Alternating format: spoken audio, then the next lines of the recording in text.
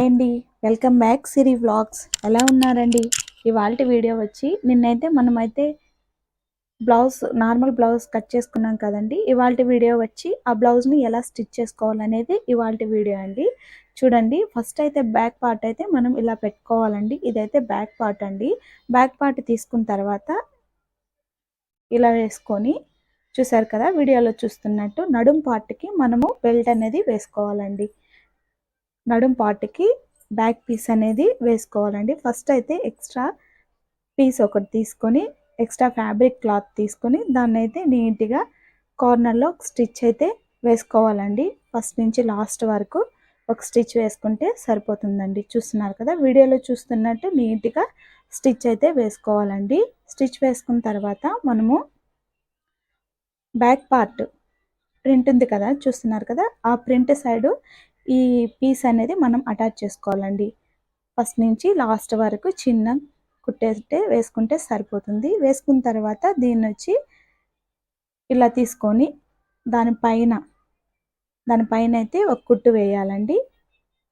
First నుంచి last వరకు కుట్టు వేసుకున్న తర్వాత దాన్ని ఫోల్డ్ చేసుకొని, యువతల సైడ్కి ఫోల్డ్ చేసుకొని పెట్టుకోవాలండి. ఈ ఫోల్డింగ్స్ అనేది మనకు హెమ్మింగ్ చేసుకోవడానికి అండి. ఇంకా దాని తర్వాత ఏం కుట్లు అయితే వేయకూడదు. ఇప్పుడైతే బ్యాక్ పార్ట్కి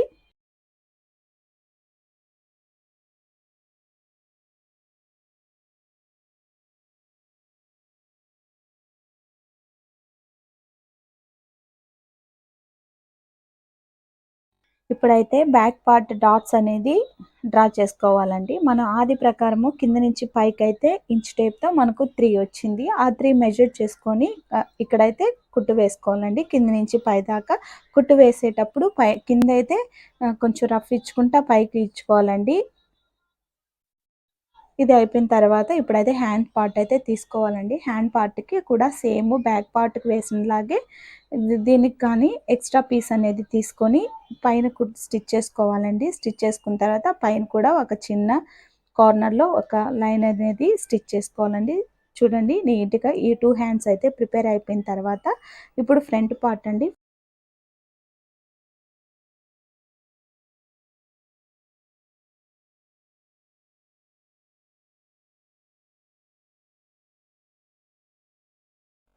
ఇప్పుడైతే ఫ్రంట్ పార్ట్ అండి. ఫ్రంట్ పార్ట్కి అయితే మనం ఎగ్జాక్ట్ డాట్స్ ఎలా ఉన్నాయో మార్క్ చేసుకున్నామో అలా స్టిచ్ చేసుకోవాలండి. ఉక్స్ పట్టి నుంచి 2.5, కింద నుంచి 1 ఇంచ్ డిఫరెన్స్తో ఆర్మ్ దగ్గర కూడా కరెక్ట్గా షేప్ వచ్చేలా మెజర్ చేసుకుంటే చూడండి ఇలా చక్కగా అయితే షేప్ అయితే వచ్చేస్తుందండి. చూసారు కదా వీడియోలో 2 సైడ్స్ అయితే షేప్ అయితే సూపర్గా వచ్చింది. వీడియోలో చూస్తున్నట్టు షేప్ అయితే సూపర్ వచ్చింది. ఇప్పుడైతే ఫ్రంట్ పార్ట్కి మనం షేప్ బెల్ట్ అనేది స్టిచ్ చేసుకుంటున్నామండి. ఒక పీస్ వచ్చి ముందు సైడ్కి, ఇంకో పీస్ అయితే ముందు సైడ్కి ఒకటైతే రివర్స్ వేసుకోవాలండి. దానిపైన నీట్గా ఒక స్టిచ్ వేసుకున్న తర్వాత రివర్స్ తిప్పేసుకొని మామూలు సైడ్కి అయితే వచ్చేస్తుందండి. దానిపైన కార్నర్లో చిన్న ఒక స్టిచ్ వేసుకుంటే సరిపోతుందండి.